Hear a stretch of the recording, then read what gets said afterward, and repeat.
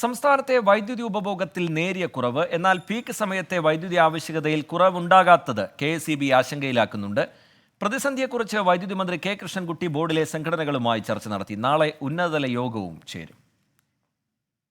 കഴിഞ്ഞ 2 ദിവസമായി വൈദ്യുതി ഉപഭോഗത്തിൽ നേരിയ കുറവ് രേഖപ്പെടുത്തി. ഇന്നലെ വൈദ്യുതി ഉപഭോഗം 110.06 ദശലക്ഷം യൂണിറ്റ് ആയിരുന്നു. എന്നാൽ വൈകിട്ട് 6 മുതൽ രാത്രി 12 വരെയുള്ള പീക്ക് സമയത്തെ ആവശ്യകത വർദ്ധിച്ചു. തിങ്കളാഴ്ച 5639 മെഗാവാട്ടായിരുന്ന ആവശ്യകത ഇന്നലെ 5728 മെഗാവാട്ടായി വർദ്ധിച്ചു. പീക്ക് സമയത്തെ ആവശ്യകതയിൽ കുറവുണ്ടാകാത്തത് ബോർഡിനെ ആശങ്കയിലാക്കുന്നു. വൈദ്യുതി പ്രതിസന്ധിയെക്കുറിച്ച് ബോർഡിലെ സർവീസ് സംഘടനകളുമായി മന്ത്രി കെ കൃഷ്ണൻകുട്ടി ഇന്ന് ചർച്ച നടത്തി. ഓൺലൈനായിട്ടായിരുന്നു യോഗം. സംഘടനകളുടെ നിർദ്ദേശങ്ങൾ അറിയുകയായിരുന്നു ലക്ഷ്യം. പ്രാദേശിക നിയന്ത്രണം ഏർപ്പെടുത്തിയ ശേഷമുള്ള സ്ഥിതി വിലയിരുത്താൻ നാളെ മന്ത്രിയുടെ അധ്യക്ഷതയിൽ അവലോകന യോഗം ചേരും. ഡെപ്യൂട്ടി ചീഫ് എഞ്ചിനീയർമാർ മുതലുള്ള ഉന്നത ഉദ്യോഗസ്ഥർ യോഗത്തിൽ പങ്കെടുക്കും.